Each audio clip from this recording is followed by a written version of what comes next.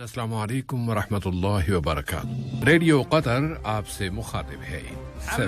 سماعت فرمائیے، ابتدا میں پیش خدمت ہے اہم خبروں کا خلاصہ۔ صاحب سمو امیر نے جرمن چانسلر کے ساتھ افغانستان کے تازہ ترین حالات پر بات چیت کی ہے۔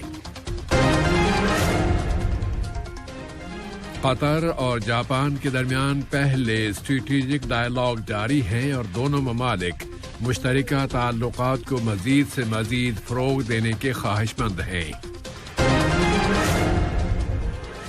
مجلس شورا کے پہلے انتخابات کے لیے امیدواروں کی درخواستیں وصول کرنے کا عمل جاری ہے۔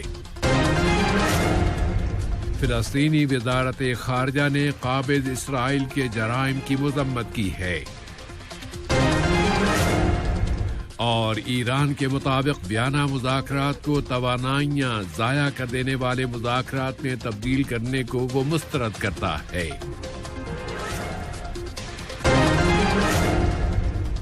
سامعین، یہ تھا اہم خبروں کا خلاصہ، اور اب پیش خدمت ہے ریڈیو قطر سے آج کا دوسرا مفصل نشریہ۔ بسم اللہ الرحمن الرحیم۔ صاحب سمو امیر شیخ تمیم بن حمد آل ثانی نے دوست ملک وفاقی جمہوریہ جرمنی کی چانسلر ڈاکٹر انجیلا میرکل کی جانب سے ایک ٹیلی فون کال وصول کی ہے، جس میں تازہ ترین علاقائی و بین الاقوامی حالات اور خاص طور پر افغانستان کے موجودہ حالات کا جائزہ لیا گیا ہے۔ صاحب سمو امیر اور جرمن چانسلر دونوں نے ایک ایسے جامع سیاسی تصفیے کو کامیاب بنانے کے لیے ڈائیلاگ اور بات چیت برقرار رکھنے پر زور دیا ہے جو افغان عوام کی امنگوں کو پورا کر سکے۔ جرمنی کی چانسلر نے افغانستان میں قطر کے قابل قدر کردار پر صاحب سمو امیر کا شکریہ ادا کیا ہے۔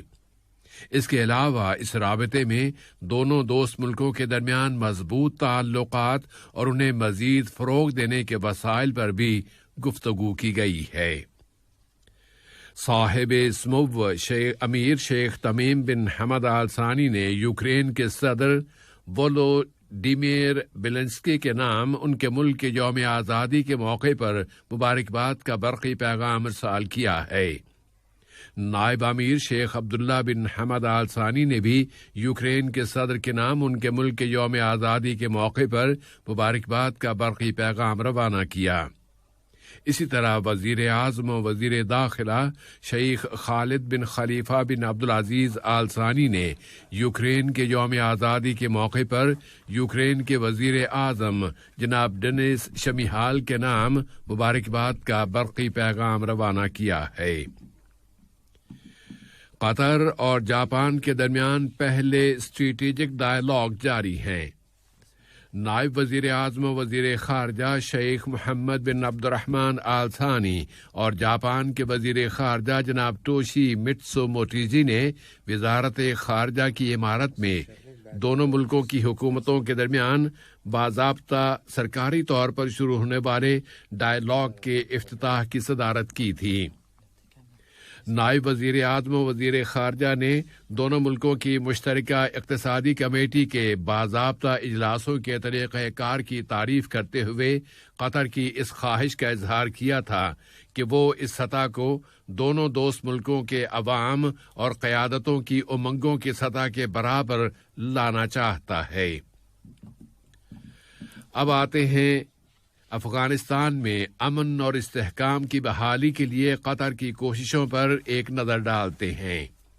نائب وزیر اعظم و وزیر خارجہ شیخ محمد بن عبد الرحمن آل ثانی کے ساتھ اقوام متحدہ کے تابع عالمی غذائی پروگرام کے ایگزیکٹو ڈائریکٹر جناب ڈیوڈ بیسلی نے قطر اور عالمی غذائی پروگرام کے درمیان قائم تعلقات و تعاون اور پارٹنرشپ، افغانستان کی تازہ ترین صورتحال اور فوڈ سیکیورٹی پر اس کے اثرات کا جائزہ لیا ہے۔ نائب وزیر اعظم و وزیر خارجہ نے اس ملاقات میں سول باشندوں کے تحفظ کی اہمیت، قومی مصالحت کے لیے کی جانے والی کوششوں میں اضافے کی سخت ضرورت اور ایک ایسے جامع سیاسی تصفیے کی کوششوں پر زور دیا ہے جس میں افغانستان میں اقتدار کی پرامن منتقلی کے حل اور طریقہ کار کو بھی شامل کیا جائے اور وہ موجودہ حالات میں وہاں کی سنگین انسانی صورتحال کو بھی ٹھیک کر سکے۔ اس دوران میں نائب وزیر اعظم و وزیر خارجہ شیخ محمد بن عبد الرحمن آل ثانی نے وفاقی جمہوریہ جرمنی کے وزیر خارجہ جناب ہائیکو میس کے ساتھ ٹیلی فونک رابطے میں سول باشندوں کے تحفظ، قومی مصالحت کی کوششوں میں اضافے کی ضرورت، جامع سیاسی تصفیے کی کوششوں پر زور دیا ہے، جبکہ اس سیاسی تصفیے میں افغانستان میں اقتدار کی پرامن منتقلی اور ایک کے بعد دوسرے کے برسر اقتدار آنے کا طریقہ کار بھی شامل ہونا چاہیے۔ جرمن وزیر خارجہ نے اس موقع پر قطر کا شکریہ ادا کیا ہے کہ وہ افغانستان سے سول باشندوں کے انخلاء میں بہت ایکٹیو انداز میں حصہ لے رہا ہے۔ شیخ محمد بن عبد الرحمن آل ثانی نے قطر کی فعال اور ایکٹیو ڈپلومیسی پر زور دیا، جس کے تحت وہ انسانی انخلاء کے عمل میں ایک اہم کردار ادا کر رہا ہے۔ افغانستان میں امن اور استحکام کو راسخ کرنے کے اپنے کردار کو جاری رکھتے ہوئے قطر نے اعلان کیا ہے کہ وہ افغان سول باشندوں، دوست ملکوں کے شہریوں اور صحافیوں کے افغان سرزمین سے انخلاء کے لیے انہیں پرامن طور پر ہوائی اڈے پر پہنچانے اور پھر وہاں سے قطر کے زیر انتظام ہی چلائے جانے والی خصوصی فلائٹوں کے ذریعے دوحہ پہنچانے کا کام کر رہا ہے۔ اقوام متحدہ کے جنیوا آفس میں قطر کے مستقل مندوب سفیر علی خلفان المنصوری حقوق انسانی کی کونسل کے 31ویں سیشن میں افغانستان کی صورتحال پر اظہار خیال کر رہے تھے۔ ادھر امریکی جوائنٹ اتھارٹی کے deputy director of operations William teller نے افغانستان سے انخلاء کے عمل میں انٹرنیشنل پارٹنر کے ساتھ مل کر سول باشندوں کی سیکیورٹی، سلامتی اور حفاظت پر مشتمل قطر کے انسانی کردار کی تعریف کی ہے۔ تو اس وقت بہت سے ملکوں کے درمیان انخلاء سے متعلق ایک دوڑ لگی ہوئی ہے۔ انخلاء کا یہ عمل اس مہینے کی آخری تاریخ کو افغانستان سے امریکی انخلاء کے ساتھ ہی ختم ہو جائے گا، اور اس وقت 7 بڑے ممالک کے سربراہان، اقوام متحدہ کے سیکرٹری جنرل اور معاہدہ شمالی اوقیانوس نیٹو کے سیکرٹری جنرل اپنا ایک مجازی اجلاس بلا رہے ہیں، جس میں نئے آنے والے چیلنج زیر بحث ہوں گے، جبکہ طالبان ایک نئی صورتحال کو مستحکم کرنے کی کوشش کر رہے ہیں۔ قطر میں مجلس شورا کے پہلے انتخابات کے لیے امیدواروں کی درخواستیں وصول کی جا رہی ہیں، اور ان سے متعلقہ کمیٹی اس سال اکتوبر کی 2 تاریخ کو ہونے والے پہلے شورائی انتخابات کے لیے امیدواروں سے ان کے کاغذات نامزدگی وصول کر رہی ہے۔ اب تک درخواستیں دینے والوں نے اس عمل کے آسان اور سہل طریقہ کار، ناموں کی رجسٹریشن کے طریقے اور اس قومی استحقاق کے لیے یہاں کے متعلقہ اداروں کی جانب سے بڑی لاجسٹک تیاریوں کی تعریف کی ہے۔ وزارت صحت عامہ نے اعلان کیا ہے کہ کورونا کی وبا کووڈ-19 کے خطرے کی شدت کے مطابق ملکوں کی فہرست کو 23 اگست سے اپ ڈیٹ کر دیا گیا ہے۔ اس اپ ڈیٹ کے ساتھ ہی یہاں ویکسینیشن کی مہم میں اب تک لوگوں کو اینٹی کووڈ-19 ویکسین کی دی جانے والی ڈوزز کی تعداد اب 4,260,000 سے زیادہ ہو گئی ہے۔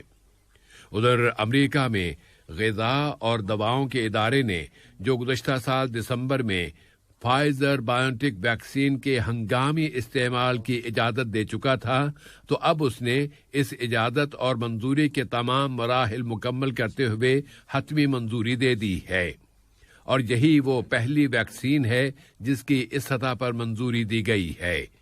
قطر دنیا کے ان پہلے ملکوں میں شامل ہے جنہوں نے کورونا وائرس کووڈ-19 کے خلاف فائزر بائیوٹیک ویکسین کے استعمال کی منظوری دی تھی۔ تیونس کے صدر قیس سعید نے ایک صدارتی حکم نامہ جاری کر دیا ہے جس کی روح سے پارلیمنٹ کے عمل کو اور پارلیمانی ممبران کی امیونٹی کو اگلی اطلاع تک معطل رکھنے کا فیصلہ کیا گیا ہے۔ تیونسی پریزیڈنسی نے اپنے ایک بیان میں کہا ہے کہ صدر سعید اگلے چند روز میں قوم سے خطاب کریں گے۔ اسی موضوع سے متعلق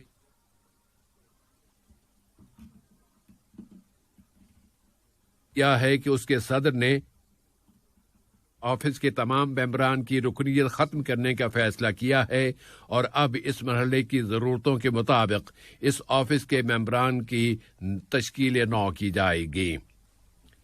فلسطینی وزارت خارجہ نے قابض اسرائیل کی جانب سے فلسطینی عوام کے خلاف مسلسل جاری جرائم کی مذمت کی ہے اور کہا ہے کہ ان جرائم کی وجہ سے امن کے قیام کے امکانات اور دونوں فریقوں کے درمیان مذاکرات شروع کرانے کے لیے مناسب ماحول کی تیاری کی کوششیں ناکام ہوتی جا رہی ہیں۔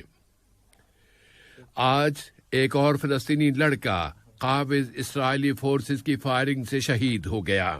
اسرائیلی فورسز نے مغربی کنارے کے شمالی ضلع نابلس کے مشرق میں واقع بلاتا نامی کیمپ پر چڑھائی کر کے اس فلسطینی لڑکے کو قتل کر دیا ہے۔ اس کے ساتھ ہی اسرائیلی فوج غزہ کی پٹی کے مختلف علاقوں میں فضائی حملے بھی کر رہی ہے۔ مزید 14 فلسطینیوں کو گرفتار کر لیا گیا ہے جن میں وہ فلسطینی قیدی بھی شامل ہیں جنہیں حال ہی میں رہا کیا گیا تھا۔ اور اب ایران کے ایٹمی مسئلے کے حوالے سے یہ خبر کہ ایران کی وزارت خارجہ نے کہہ دیا ہے کہ ایٹمی مذاکرات سے متعلق تہران کا موقف ایک مستقل موقف ہے۔ پابندیاں لازمی طور پر اٹھا دی جائیں، متعلقہ فریق اپنے وعدے پورے کریں اور وہ ہرگز یہ اجازت نہیں دے سکتا کہ ویانا مذاکرات کو توانائیاں ضائع کر دینے کا ذریعہ بنا دیا جائے، بلکہ یہ مذاکرات ایک ٹائم فریم کے اندر ہی ہونے چاہیے۔ آج کے یہ نشریہ ختم ہونے سے قبل اہم خبروں کا خلاصہ ایک مرتبہ پھر۔ السلام علیکم دوستو، میں ہوں شیخ نور۔ آپ دیکھ رہے تھے قطر نیوز ٹوڈے۔ مجھے امید ہے کہ یہ ویڈیو آپ کو انفارمیٹک لگی ہوگی۔ اسی طرح کے ویڈیو پاتے رہنے کے لیے نور ٹائم 24/7 یوٹیوب چینل کو سبسکرائب کیجیے اور اس ویڈیو کو لائک، کمنٹ اور شیئر ضرور کیجیے۔ اگر آپ فیس بک پر دیکھ رہے ہیں تو شیخ نور پیج کو لائک کیجیے اور فالو کیجیے تاکہ میں جیسے ویڈیو اپلوڈ کروں آپ تک پہنچ جائے۔ شکریہ۔